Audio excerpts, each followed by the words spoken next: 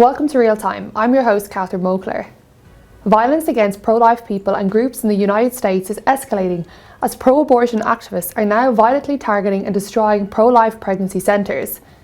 Earlier this week, the office of a pro-life organisation in New York was firebombed by pro-abortion activists, leaving the premises destroyed and 2 firefighters injured. Likewise, the Capitol Hill Pregnancy Centre in Washington, D.C. was attacked with red paint and graffiti.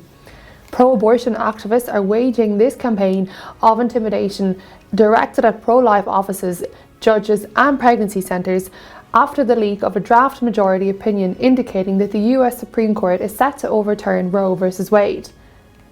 SPUC has slammed Scottish abortion figures released by Public Health Scotland as a national tragedy. 13,758 abortions were recorded in Scotland in 2021. SPUC stated that this appalling figure shows us that abortion is becoming more and more normalised. Propaganda telling women that abortion is simple and safe, coupled with easier access to abortion drugs, is driving up abortion numbers. The statistics reveal that 99% of unborn babies were killed by chemical abortions, whilst women from Scotland's most deprived areas were 2 times more likely to have an abortion compared to women living in the least deprived areas. SPUC's Michael Robinson stated that these abortion figures show a devastating disregard for the lives of the unborn babies and the well-being of women. A disabled Canadian woman who was conditionally granted assisted suicide has now paused her request to die after sympathisers raised $65,000 to help her fund suitable accommodation. Denise, who was 31, said that the root cause of her request to die was abject poverty. Failing to find new accommodation and struggling to breathe, Denise requested assisted suicide, which was approved by 2 physicians earlier this year. Denise says that during her assessment for assisted suicide, very little was focused on what support she needed to live.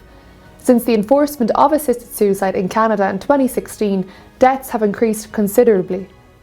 SPUC has affirmed that the introduction of assisted suicide is ushering vulnerable people like Denise into early graves, and that society must do all it can to offer compassion and care to those in need. And finally, a study has revealed that the majority of women who were unable to have an abortion did not regret having their children. The study of women who had an abortion, as well as women who were refused abortions, has shown that 96% of women denied an abortion did not regret having their babies at their child's 5th birthday. This figure rose even higher for women who kept their babies rather than giving them up for adoption. SPUC has said that this study is profound and telling, yet it is disappointing it has not been the focus of mainstream media outlets.